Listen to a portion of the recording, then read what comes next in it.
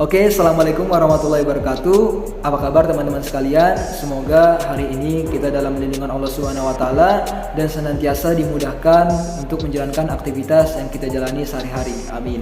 Pertama-tama, perkenalkan, nama saya Julfandi dengan NIM 20302048. Di video kali ini saya ingin membahas bagaimana sih cara kita belajar sesuatu yang baru dengan metode unlearning.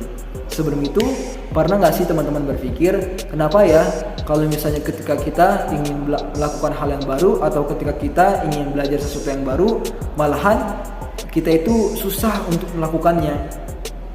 Kenapa begitu? Kalau misalnya teman-teman sekalian punya jawaban, bolehlah teman-teman sekalian mencantumkan jawabannya di kolom komentar.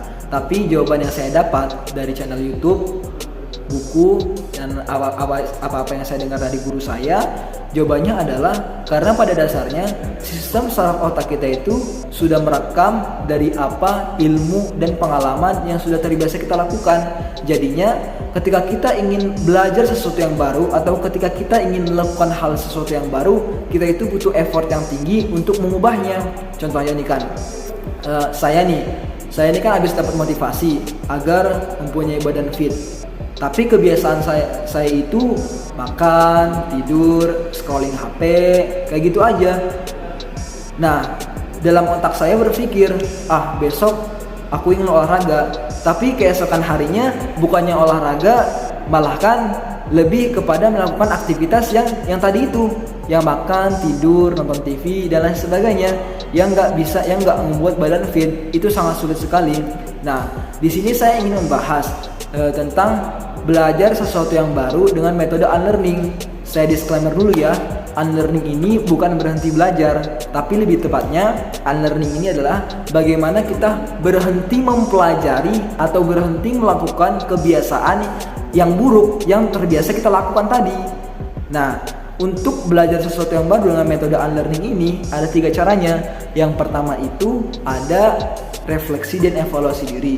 Yang kedua itu ada yang namanya keluar dari zona nyaman. Yang ketiga itu adalah kontrol diri. Nah, kita masuk yang pertama, refleksi dan evaluasi diri. Pertama-tama, ketika kita ingin belajar sesuatu, kita refleksikan dulu apa-apa yang telah kita dapat dari kebiasaan kita yang lalu. Kita tenangkan diri kita. Kita berpikir, selama ini apa sih faedah kita melakukan hal yang kita lakukan terbiasa? Maksudnya, apa sih faedah yang telah saya dapat dari kebiasaan yang saya lakukan itu? Misalnya nih, pacaran, atau enggak nonton porno, atau enggak ngerokok dan lain sebagainya. Ada nggak sih faedahnya? Atau malahan sebaliknya, gak ada faedahnya tapi lebih mendestruktifkan diri kita sendiri, menghancurkan diri kita sendiri. Kita harus berpikir, kita tenangkan diri kita evaluasi diri kita. Selama ini dari kegiatan yang terbiasa saya lakukan, ada nggak sih faedahnya? Kita refleksikan dulu. Ketika kita ingin melakukan hal yang baru atau ketika kita belajar sesuatu yang baru. Yang kedua itu, kita masuk tips yang kedua adalah keluar dari zona nyaman. Lagi-lagi keluar dari zona nyaman. Masuk keluar dari zona nyaman ini, sampai kapan kita takut untuk melakukan hal yang baru? Sampai kapan kita takut untuk mendapatkan experience yang baru? Sampai kapan kita overthinking untuk melakukan hal yang baru? Kita harus keluar dari zona nyaman kita untuk mendapatkan sesuatu yang baru dan meningkatkan kapabilitas atau kemampuan diri kita sendiri. Kalau misalnya kita masih di zona nyaman aja, gak berani untuk melangkah yang lebih gak berani untuk melangkah maju atau gak keluar dari zona yang itu aja, diri kita itu kayaknya sangat sulit untuk meningkatkan kapabilitas dan meningkatkan potensial yang ada dalam diri kita. Itu dia. Misalnya ini kan, contohnya nih kan, karena kita masih di zona nyaman aja, misalnya kan, aku ini pengen speak up, tapi zona nyamannya bilang, udahlah diem aja, ntar takut dikira sok pinter loh, ntar dikira apaan sih, nggak jelas gitu kan, dan lain sebagainya. Kita hanya takut dari sensasi yang kita perspektifkan. Otak kita memperspektifkan, kalau misalnya saya begini, nanti ntar kena gini. Itu kita hanya dalam zona nyaman kita aja, kayak gitu. Kalau misalnya kita ingin speak up, otomatis kita harus berani dong ngomong di depan kan, untuk mengutarakan pendapat kita. Kita harus berani untuk melakukan hal yang baru, untuk melakukan experience yang baru itu dia.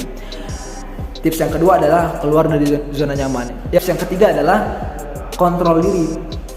Bagaimana nih kita mengontrol diri kita? Misalnya kan, aku udah berhasil nih untuk mendapatkan body fit dengan olahraga. Di hari pertama oke, di hari kedua oke, masih lanjut, hari ketiga oke, masih lanjut. Tapi di hari keempat udah mulai males, bosan, capek dan lain sebagainya. Nah, bagaimana sih cara kita untuk mengontrol diri kita agar tetap semangat lagi dengan menambah motivasi yang ada? Itu dia caranya. Jadi pada intinya adalah untuk belajar sesuatu yang baru, yang tadi saya bilang tadi ada 3 itu. Yang pertama adalah refleksikan diri kita dulu, terus evaluasi diri kita dulu, apa sih yang saya dapat dari kebiasaan yang saya lakukan. Yang kedua itu kita harus berani keluar dari zona nyaman kita. Kita harus berani melakukan experience yang baru. Jangan overthinking, karena pada dasarnya belum tentu apa yang kita lakukan itu dari perspektif kita itu buruk di depan orang lain. Yang ketiga itu kita harus bisa mengontrol diri kita. Itu dia cara mengubah belajar sesuatu yang baru dengan metode unlearning. Jadi intinya adalah unlearning itu adalah bukan berhenti belajar, tapi lebih tepatnya unlearning adalah bagaimana cara kita mempelajari kebiasaan atau bagaimana cara kita berhenti melakukan kebiasaan yang terbiasa kita lakukan. Notabene kebiasaan yang tidak menguntungkan bagi diri kita dan tidak meningkatkan kapabilitas dan potensi dalam diri kita. Jadi itu saja yang saya sampaikan tentang bagaimana cara belajar sesuatu dengan metode unlearning. Kalau misalnya ada salah kata, saya mohon maaf. Wabillahi taufiq wal hidayah. Assalamualaikum warahmatullahi wabarakatuh.